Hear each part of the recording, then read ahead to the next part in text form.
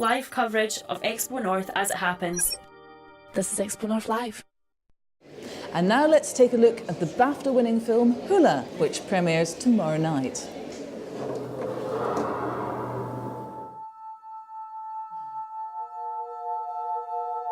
I know it's your room, but we both have to make some changes if this is going to work. I really should do it now. Get things ready for them arriving. Martina and Frank de Schaefer. Sorry we are so late. This was hanging on your sign. And did you sleep well?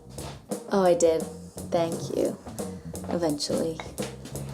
I tried. Get those hips shaking. Good. That was a fun night. Swing your hips just like this. Well, that looked fun, didn't it? And I'm joined now by the Dorney-based filmmaker and part-time crofter, we'll get along to that in a minute, Robin Haig. Robin, welcome to Expo North Live. First of all, let's talk about hula. Is it something that you've been thinking about for a while? Yes, it is. The idea for hula had sort of been mulling in my mind for a good few years now, just from observations throughout my childhood and my teenage years of women in my community. And I had been thinking about certain things, and I thought I'd really like to voice that in some way and put it into a film.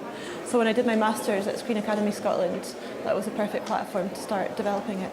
Amongst other things, you don't see hula hoops nearly often enough in films, No, do you? you don't. No. And I actually have the two from the film in the car, so maybe I'll bring them along to the premiere tomorrow. That would be great for the premiere. Are you a keen hula hooper yourself? Have you learned during this film? I learned, as part of my research actually, I learned how to hula hoop. I thought if I'm going to be writing about it, I have to know how it actually feels to hula hoop. And through learning how to do it, the amazing hula hoop instructor in Edinburgh actually came up and played the hoop instructor in the film. Yeah. Nice. Now, you live in Dorney and you're a crofter as well as a filmmaker, which is an unusual combination. Do you make much money out of crofting or filmmaking? Well, both filmmaking and crofting are really difficult to survive from. And they're both more than just a 9-to-5 job. They're like a lifestyle that you need to live and breathe and dream about. So I'm hoping that between crofting and filmmaking, the two can sort of support each other. And I've been living away for many years, so I've just moved back to my family croft. I'm just starting to croft with my dad, so even though I grew up on a croft, it's quite new for me to be there now, so I'm just sort of helping out my dad. So this is a new venture, and hopefully it will work. So what are the challenges of filmmaking in a rural community? I think living in a rural community, you're disconnected from the hub of everything, and so that can be quite difficult, I think, because you need to be there networking, meeting people, and it's often at things like XpoNorth or in the pub that you really make the connections. But with internet and social media and Skype, it does make it easier. But I think it's important to keep travelling down to Glasgow and Edinburgh and different parts of the world to keep your network going. Is Glasgow and Edinburgh, is that where you scooped up Blythe Duff? Yep, so I was sitting in my flat in Edinburgh, channel hopping, and an old episode of Taggart came on TV, and I thought, oh, I wonder how old Blythe Duff is now, because I was looking for an actress, Scottish actress in her 50s. So I went online and Googled her, and she was perfect age, and I saw that she was on in a play in the Citizens Theatre. So I took the train through to Glasgow and watched the play and thought, yeah, she would be amazing. And so just went and said hi to her after the screening, after the play.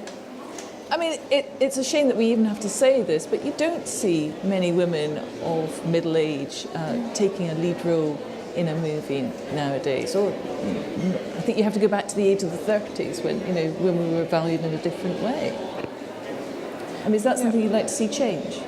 Yeah, absolutely. I just think, well, for us with making hula, it was really a female character and who was in her sort of 50s, and that was really important for us. So, yeah, it just depends on the story and the character, but I think there's a lot of strong female stories out there, and it's important that they're told, and it's important that they're highlighted, because there's so many women out there that you need to tell their stories to them. I'm keen to find out what's next for you. Have you got anything else in the pipeline? Yes. What's next? Well, we're developing hula as a TV drama series. because I was re-listening to the research interviews that I did with women in my community, and I realised there were so many different points of view and opinions around being divorced or internet dating, being long-term single in the Highlands, that there was a lot of scope to go into village life and different characters. And also, working on my first feature film, which is part of a trilogy based on the Highland clearances, so spanning the 1800s to the present day. Fantastic. Well, I do recommend that if anybody can, they see Hula, because it's on tomorrow night at XpoNorth. And very best of luck to you, Robin. Thank you very much. Thank you. Yes, thank you. Tomorrow, 4 p.m. Tomorrow, 4 p.m.